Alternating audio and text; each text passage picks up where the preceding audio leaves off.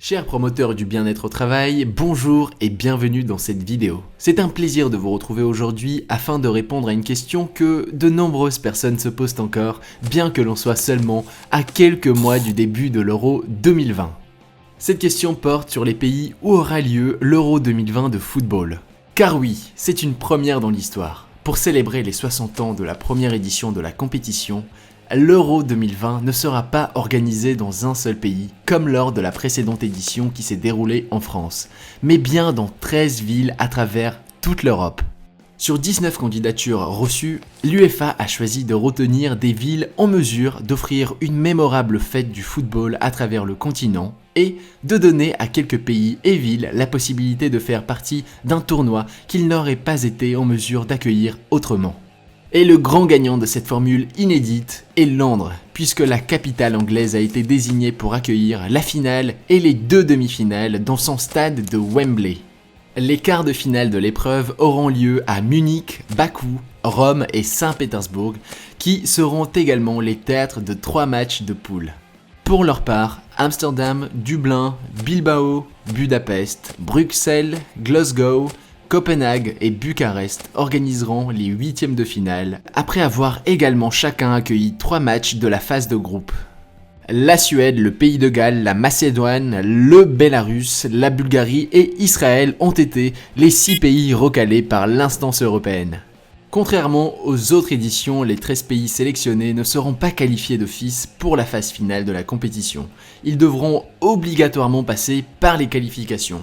Il n'est également pas prévu que ce tournoi itinérant soit reproduit à l'avenir. Si ce n'est toujours pas très clair à visualiser pour vous, pas d'inquiétude. Je vous propose de revoir une dernière fois cette répartition de la compétition avec le nombre de matchs dans chaque pays directement sur une carte. La liste des 13 villes organisatrices retenues est la suivante.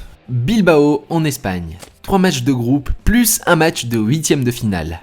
Glasgow en Écosse, 3 matchs de groupe plus un match de 8e de finale encore. Saint-Pétersbourg en Russie, 3 matchs de groupe plus un quart de finale. Bucarest en Roumanie, 3 matchs de groupe plus un 8e de finale. Dublin en République d'Irlande, 3 matchs de groupe plus un 8e de finale. Amsterdam aux Pays-Bas, 3 matchs de groupe plus un 8e de finale là encore. Rome en Italie, 3 matchs de groupe plus un quart de finale. Les voisins des Roumains, les Hongrois, qui accueilleront également à Budapest 3 matchs de groupe plus un 8e de finale. Munich en Allemagne, 3 matchs de groupe plus un quart de finale.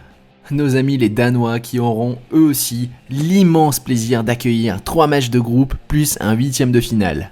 Nos voisins et anciens grands rivaux de la dernière Coupe du Monde, les Belges, qui accueilleront à Bruxelles 3 matchs de groupe et un 8e de finale.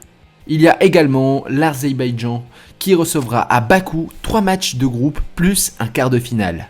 Puis pour finir, les grands gagnants, encore une fois, je vous le rappelle, ce sont les Anglais qui auront la chance d'accueillir à Londres les 2 demi-finales et la finale dans le mythique stade de Wembley.